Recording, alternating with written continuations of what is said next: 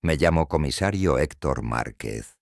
Serví en la Policía Estatal de San Luis Potosí durante casi 3 décadas. He visto asesinatos por deudas, ajustes de cuentas, venganzas viejas como las montañas, pero hay un expediente que nunca logré cerrar en mi corazón. Un caso que, a pesar del paso de los años, todavía me visita en las madrugadas como un murmullo que no se disipa. Era el otoño de 1993. En el altiplano potosino, los días amanecían fríos y las noches olían a leña húmeda. En Real de 14, un pueblo minero convertido en sombra de lo que fue, la vida pasaba lenta. Los burros cargaban leña por las calles empedradas.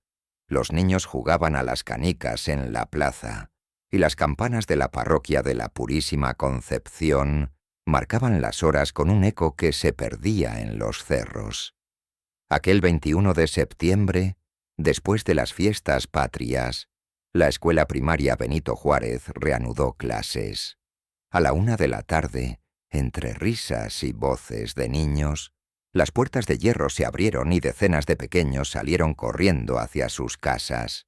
Entre ellos iba Julián Torres Ramírez, 11 años, delgado, cabello claro para la región y una mancha de nacimiento en la mejilla derecha. Vestía el uniforme reglamentario, camisa blanca bien planchada, pantalón azul marino, zapatos gastados pero limpios, y a la espalda su mochila de cuero café, con las iniciales JTR bordadas por su madre. Julián vivía a 6 calles de la escuela, en una casa modesta con fachada de adobe y una bugambilia que trepaba por la ventana del frente. Siempre regresaba solo. Su madre, doña Isabela Ramírez, confiaba en que el pueblo era seguro. En los 90 aún se dejaban las puertas abiertas y los niños iban a comprar tortillas con una moneda en el bolsillo. Pero ese día no regresó.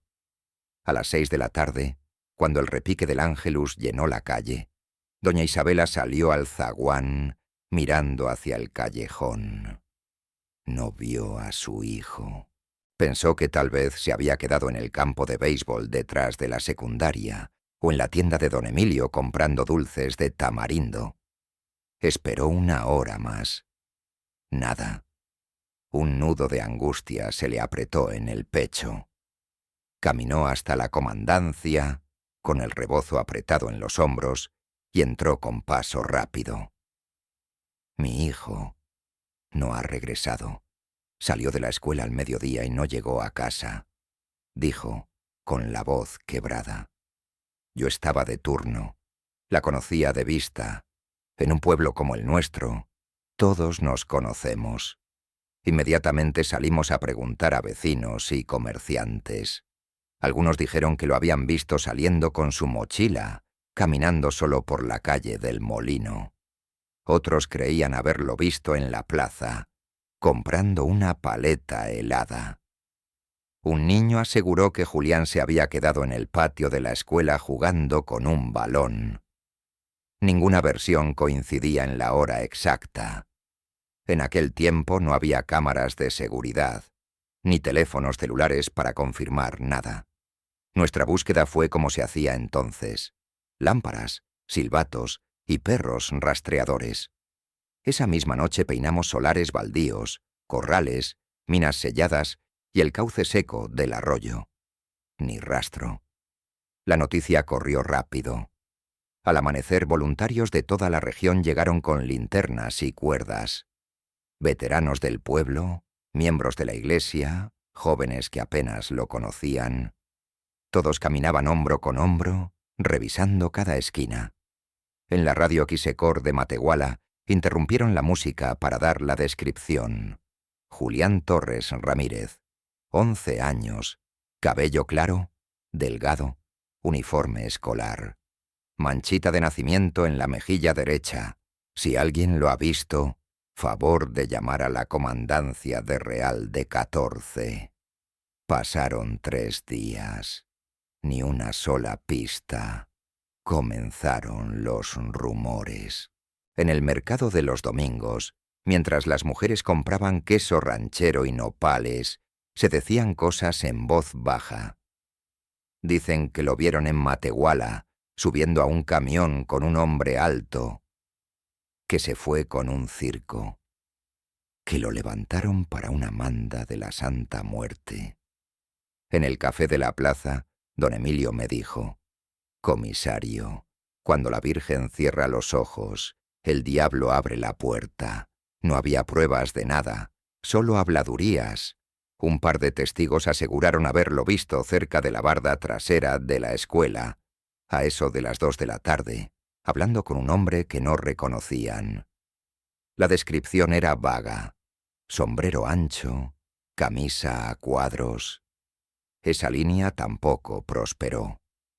En un pueblo minero, la mitad de los hombres vestía así. Al cumplirse un mes, la investigación estaba estancada.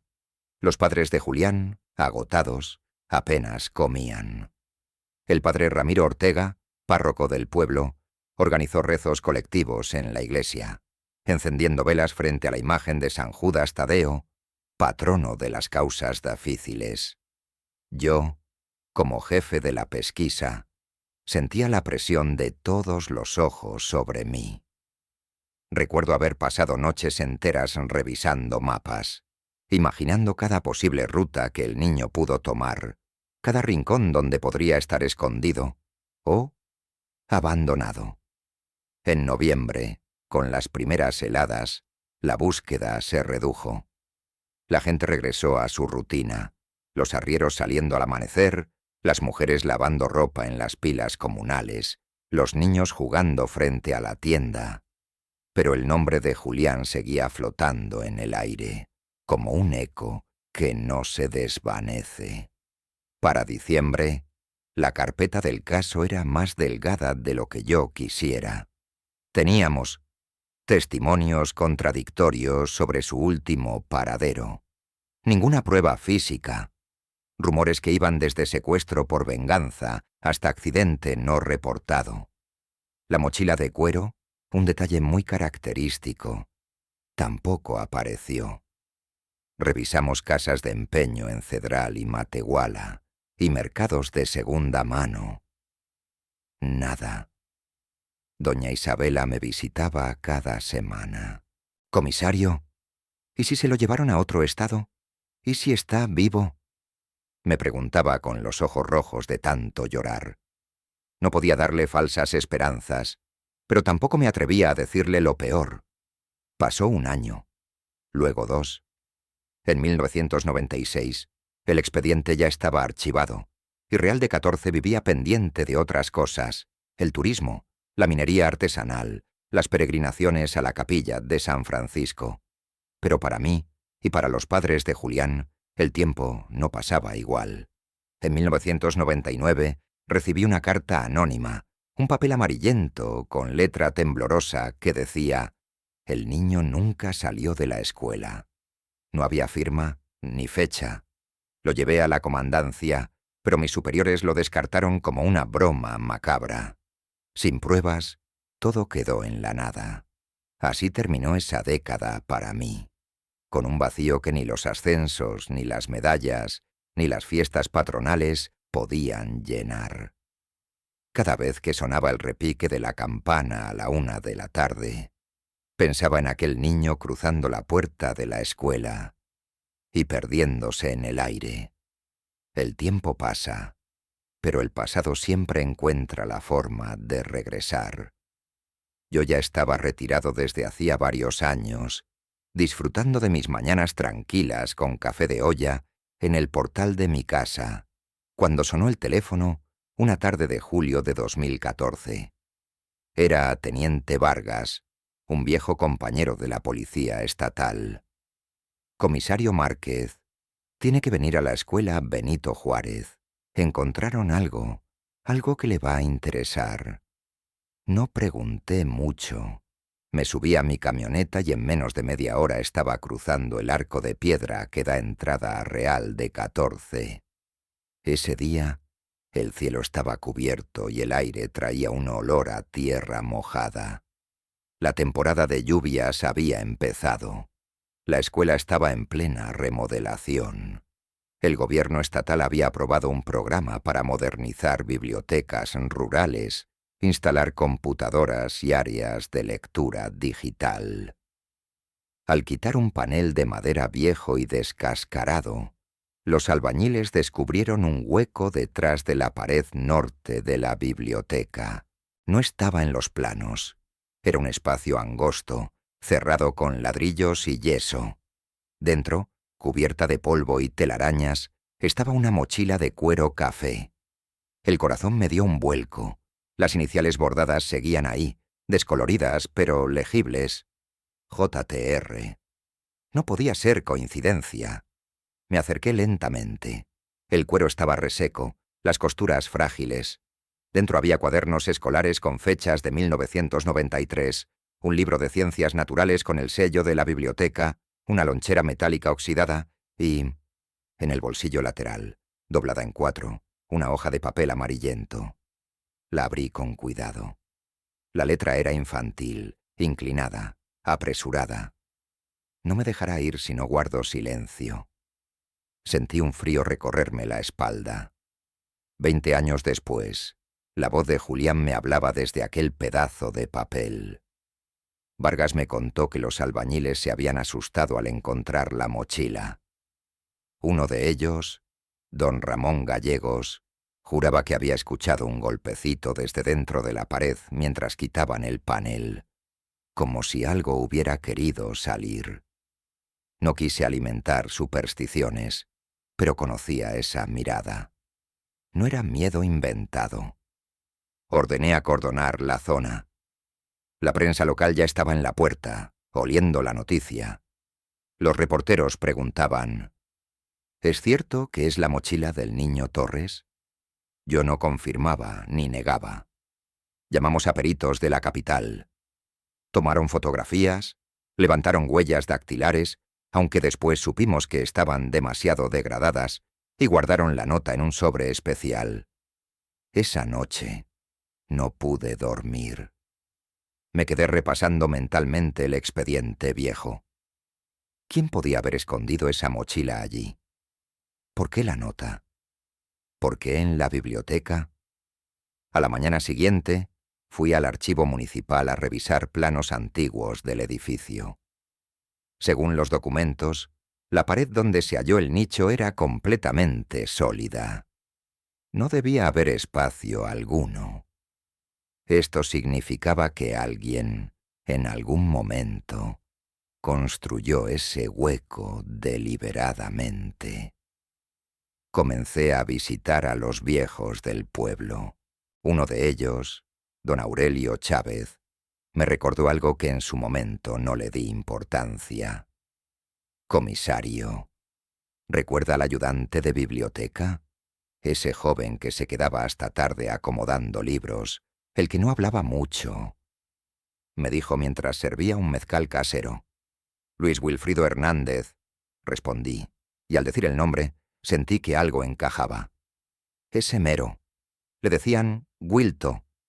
Una noche, allá en el 93, lo vi saliendo de la escuela ya tarde. Llevaba algo envuelto en un costal. No me saludó. Caminaba rápido. En su momento, este dato se perdió entre tantos rumores. Ahora, con la mochila aparecida en la pared, todo adquiría otro sentido. Investigando en archivos judiciales, encontré que Wilto había dejado el trabajo a finales de 1993, sin dar explicación. Se fue de Real de 14 y, según registros médicos, murió en 1998 en un hospital psiquiátrico de Saltillo. Tenían antecedentes de agresión y una historia de inestabilidad mental. El perfil encajaba demasiado bien. Un hombre con acceso a la biblioteca, que podía quedarse a solas en el edificio, con oportunidad de construir un nicho oculto sin levantar sospechas. Pero la gran pregunta seguía en pie. Si Julián había estado allí, ¿dónde estaba su cuerpo? Decidimos registrar de nuevo todo el edificio. Los peritos golpeaban las paredes buscando huecos. En un costado detrás de una estantería fija, encontramos otra sección de ladrillo con marcas irregulares. Al tumbarla, apareció un pasillo angosto, sin ventilación, lleno de tablas viejas, pedazos de yeso y botellas vacías. Nada más. Ningún resto humano, ninguna prenda identificable. El hallazgo de la mochila conmocionó al pueblo. En la plaza, las mujeres hablaban de la prueba, que confirmaba los viejos rumores. En la iglesia, algunos aseguraban que Julián había intentado dejar un mensaje para ser rescatado. Los jóvenes escuchaban con ojos abiertos, como si fuera una leyenda oscura de la localidad. En redes sociales comenzaron a circular versiones exageradas, que el niño había sido emparedado vivo, que aún se escuchaban pasos en la biblioteca por la noche. Yo me mantenía en la línea de los hechos. Había un objeto físico, había una nota, había un posible sospechoso. Pero faltaba lo más importante. Una noche, mientras revisaba de nuevo los testimonios de 1993, encontré uno que casi había olvidado. Una vecina se había quejado de un olor fuerte detrás de la biblioteca, unos días después de la desaparición. Se pensó que era un animal muerto. Un agente fue a revisar y no encontró nada. Caso cerrado. 20 años después, ese detalle cobraba un peso diferente. No era mucho, pero era una dirección. Propuse una excavación en la zona del patio trasero de la biblioteca, cerca de la vieja barda de piedra. La autorización llegó una semana después, y lo que encontramos cambió para siempre la manera en que el pueblo recordaba a Julián Torres Ramírez. La excavación comenzó temprano, un lunes de agosto de 2014. El cielo estaba encapotado, y el aire olía a humedad y polvo viejo. Un grupo reducido de peritos forenses, 2 agentes jóvenes, el teniente Vargas y yo, estábamos allí, detrás de la biblioteca de la primaria Benito Juárez, en ese pedazo de patio que durante 2 décadas había visto pasar generaciones de alumnos jugando sin imaginar lo que había bajo sus pies. El terreno era duro, con piedras incrustadas y raíces secas de un árbol de pirul. Avanzamos con palas y picos, retirando capa tras capa de tierra.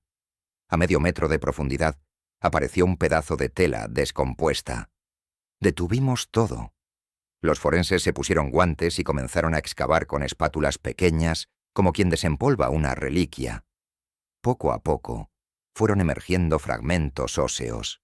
Primero una costilla, luego el fémur de un niño. Un silencio pesado cayó sobre nosotros. El ruido de las palas y los murmullos se apagó. Era Julián.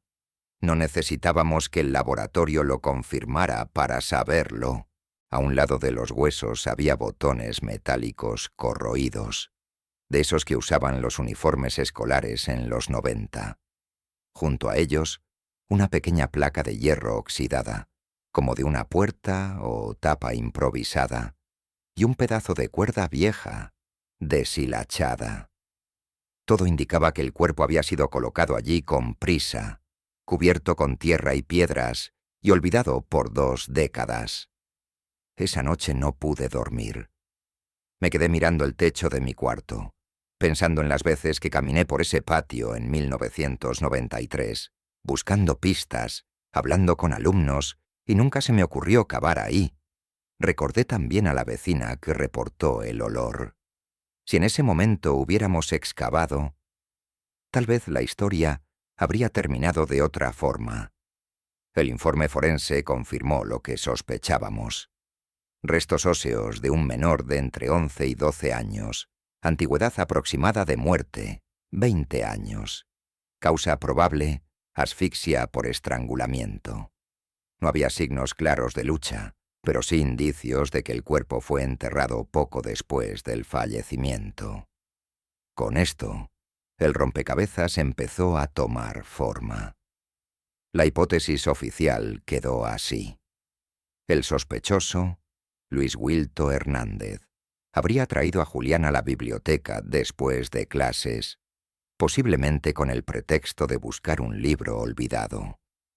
Lo habría retenido en un pequeño cuarto o pasadizo que no figuraba en los planos.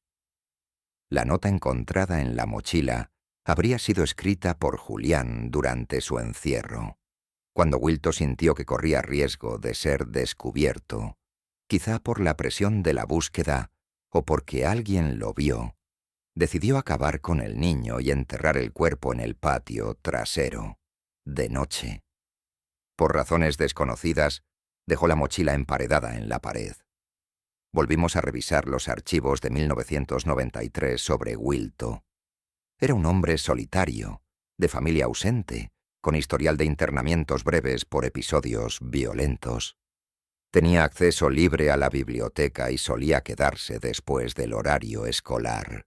Algunos vecinos recordaban haberlo visto merodear por el patio de noche, pero nadie le dio importancia entonces.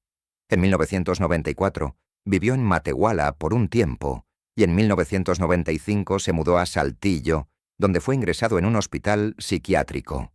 Murió en 1998 por complicaciones cardíacas. Nunca se le interrogó formalmente sobre Julián. Si él fue el asesino, se llevó el secreto a la tumba. El hallazgo de los restos provocó una conmoción en Real de 14. En la plaza, las campanas repicaron a duelo, y el padre Ramiro ofreció una misa especial en memoria de Julián.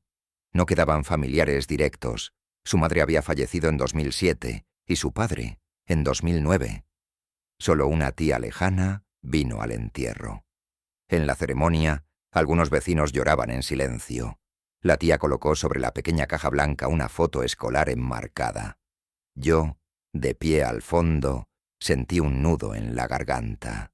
Por fin, después de 21 años, Julián tenía un lugar donde descansar. En los días siguientes, el caso fue tema de debate en todo el estado. Los periódicos publicaron titulares como «El misterio de Real de 14 resuelto después de 2 décadas» y «La verdad emparedada». En las redes sociales, algunos inventaban versiones macabras, otros criticaban a la policía de los 90 por no haber investigado mejor. Oficialmente, el expediente se cerró con la conclusión de homicidio cometido por persona no identificada, aunque todo apuntaba a Wilto. No había pruebas para inculpar a nadie más, y el principal sospechoso estaba muerto. La escuela, por su parte, quiso manejar el asunto con discreción. En la biblioteca se colocó un pequeño panel conmemorativo. En memoria de Julián Torres Ramírez, 1982-1993. Que tu historia nos recuerde la importancia de cuidar unos de otros. Sin fotos sensacionalistas, sin morbo. El director actual quería evitar que la escuela se convirtiera en punto de morbo para turistas. Yo seguí pensando en el caso, incluso después del cierre. En las noches frías, cuando el viento silba entre las calles empedradas, me parece escuchar un susurro en mi memoria. No me dejará ir si no guardo silencio. Esa frase, escrita por una mano infantil, me persigue. Porque sé que detrás de ella hubo miedo, desesperación y la esperanza de que algún día alguien la leyera. Y lo hice. Solo que demasiado tarde.